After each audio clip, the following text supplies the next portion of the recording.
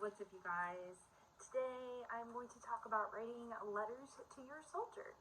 So, I got the idea of this video when I was putting together this book of all the letters that we wrote my husband and my husband wrote us while he was at basic training. So I was kind of like reading through some of his letters, and then I remember like that time and how there was certain things that I didn't want to tell him because things were going on at home and things like that. So what to put in a letter, what not to put in a letter, those sort of things were all kind of blurred lines. Because I watched a bunch of videos on YouTube originally, and there was a lot of people like, stay positive, they're going through a rough time, those things.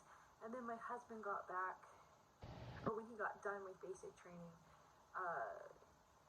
I told him about a lot of the things that was going on, and he was like, I wish you had told me. And because we are each other's support system, it depends on, I feel like it really depends on like how they are your significant other. So if it's like a boyfriend, it might be a little bit different than if it's like a husband. So my first words of advice when writing a letter before your significant other or your significant other goes to basic training or deployment, ask them what they want to hear about. So that's my first word of advice to you. You can even ask them in a letter, like, what do you want to hear about? I know originally when my husband and I talked about it, I told him I was going to give him sports updates, and he was like super excited about that. But like I said, he wished he had known some more of the things that were going on. So, how to write these letters. I know I got my first letter, and I'm going to find it in here. Give me a second. The first thing I said is I'm not really sure what to write, and it took me like almost an entire week to start my first letter to him, because we're just in a day and age where we don't write letters to each other. And I know that was probably one of my favorite parts about him being gone, was writing letters. And it's like such a huge part of being a military spouse when your spouse is away, because it's your most almost reliable form of communication, especially when they're at basic training. So I didn't know what to write about. I'm sure nobody else knows how to write about either. So what I used to do is just carry a piece of pen and paper with me, and I'd write a letter throughout the day, like I just did this, I just did this, and just write little like spots here and there. I really enjoyed that. And writing about what's going on, whether it's positive or negative, it just kind of makes them feel closer to you somehow. Again, ask them what they want to hear about. Whenever I finished off my letter, I'd write like what was going on with sports. Sometimes I was watching sports and I was getting like updates in my letter. My letters were probably like really boring. Also, when I originally started writing letters, I was sending one at a time. Eventually, I got to the point where I would spend a whole weekend writing a couple of letters, and I enjoyed myself when I'd get more than one letter, because it was more to read. So originally, I started getting like one letter at a time for my husband, and then he started like packaging them all together to save them on envelopes, and I enjoyed it more when I had more to read. So on the other side, write more and stick it in one envelope. I would probably do like 2 or 3 letters over a weekend, or write really, really long ones, depending on what,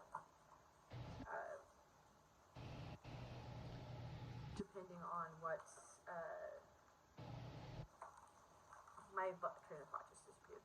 My husband texted me and it messed me up. So depending on the weekend, sometimes I'd write multiple letters. Like I'd start a letter and finish a letter, and then there's other times where I just write a really long letter throughout the entire weekend.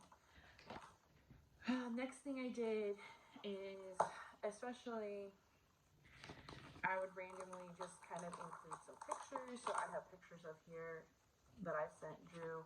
Some of them I wrote on the back, like for an explanation of like what I was doing, and how was happening at the time.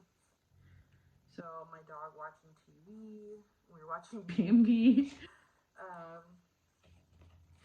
And then when he was at basic training is when we were getting snowstorms once a week.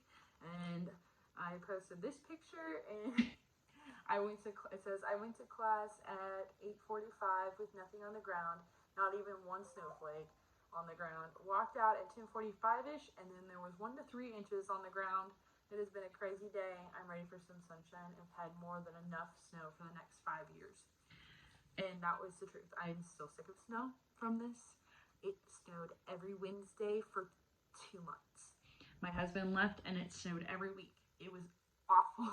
And then it would melt, and then it would snow again. It was so annoying. So these bring back some like really fun memories.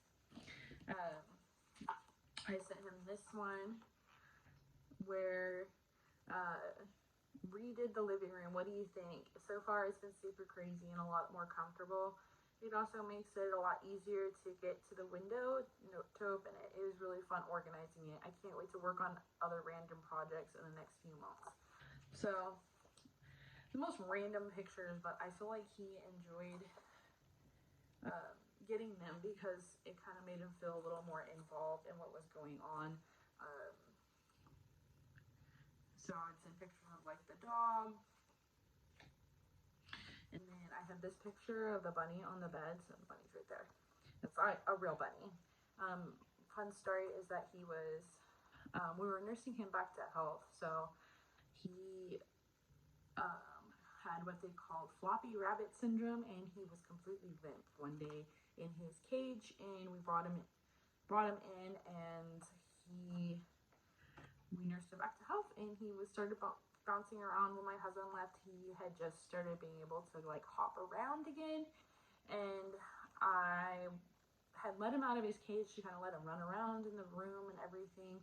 And I wrote, the day you left, I let Wit out of his cage for the evening exercise. I went in to grab the vacuum and had forgotten I had let him out. I couldn't find him anywhere. When I stood up, there he was, chilling on the bed. I still can't figure out how he got up there, but it was probably the funniest and most random thing I've seen in a while. And that was pretty humorous. I'm not gonna lie, I still love that memory. I talk about it all the time. And then there's just some random pictures in here that I didn't like write on. But that was kind of a fun way to like share pictures, especially if you just kind of did like the random pictures like you post on Facebook or something that they weren't able to see. So that was something I enjoyed sharing with him. So I put those in the binder as well. So that's kind of like what I have for writing letters, formatting. I kind of just like write throughout my day. If I was gonna write like a straight letter, it was like a story of something that happened. If I didn't have much to write about, I would just write what I was doing while I was doing it, and then I'd finish up with like sports or something. Again, he wished that I wrote more about like some of the things that I was dealing with. Again, that can vary by spouse, so I would definitely ask your significant other what they would like to hear about. So I don't have a cover for this quite yet. This is a 1.5 inch binder. Our letters barely fit in all of it, so that's all the letters. They're not just mine either. He has some from his parents and my parents. My mom also has like some of the letters that he wrote her, and I said, well, why don't you just keep them? So I put them in order by date. I just got some sleeves at Walmart. The baby's starting to wake up. So I just got some sleeves from Walmart, and it just made all of them like really, really nice. So it's just kind of fun to see like the paper and writing. My mom and everybody did like cards. So when they did like a card, I put them in like that, like open up to see who it was from, and then left it open so you could see what the other side of the card looked like. So this one was for Valentine's Day, and his parents wrote a lot of cards as well. So when I get to some of those, I also kept some of like the envelopes and things. Like I didn't keep all of them, but I kept some of them, especially when I could fit them in there. So here's another card with a letter written in it from his mom and dad, and they're just fun to have. So they always wrote him cards, and I always wrote on like legal pads because I could carry them around with me. It's just fun to see, like look back on, and it'll be fun to share with Peter one day when he gets older. Just the time that we had together. This can also, I mean, we're planning on, me and Drew eventually gets deployed. We are planning on continuing and making another one just for like his deployment letters. I'm not sure there'll be as many since we could potentially talk a little more than he was at basic, but there may be times when we're just writing letters so we can actually communicate more than like a few minutes, because I know that can happen sometimes. But to kind of divide like the months and things, I put these in, and these were what I had on the wall and I was doing my countdown with. So I decided to keep those and put those in there as kind of dividers. Of course, towards the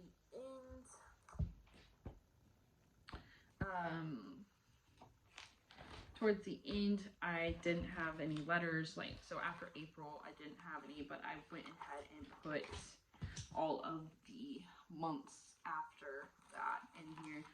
So I kind of remember. I just had big quotes on them and everything, so they made me happy.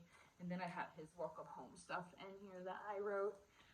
So this was something that I really enjoyed putting together for him. His letters kind of just sat there for a while, and I just didn't know what to do with them. I've seen people like put them in photo albums and things, and I couldn't figure out how I wanted to do it, and this made them look nice. It's not like ugly looking or anything. I can make a cute little like front cover for it. I still need to do that. It's on my to-do list. I can make a side cover as well because I put it up with all my photo albums. So I am super excited that I can share these ideas with you all. Feel free to share your ideas down for other military spouses or soldiers down below so they can have ideas for their future letters. If you have any questions about letters, feel free to ask. My little guy's waking up, so that's what that noise is. And I hope you all enjoyed this video. I really wanted to get it out for everybody because it is the season that my military videos always kind of boost up, so I always feel like there's a lot of people leaving for basic training and AIT and other military schools. So I wanted to make sure I got this out for everybody so you could begin writing letters, because I know when I started it was just one of those things that, I mean, I hadn't written letters to anybody since I was a little kid, so this was a fun way to kind of do so, and I hope it was helpful for you all. Again, remember to ask your spouse questions about what they want to hear, because everybody's going to be a little bit different. And I hope you all enjoyed this video. If you want to see future videos from me, I have some more military-based videos coming up soon, since my husband's getting ready to leave for training for a while and potential deployment. So make sure you like and subscribe. I also have other videos that I'll put on a playlist. I have a military spouse one, and I have more of a military-based one with more of like the military questions on there. So I hope you all like this video. Don't forget give me a thumbs up if you liked it, and don't forget to subscribe, and I'll see you all next time.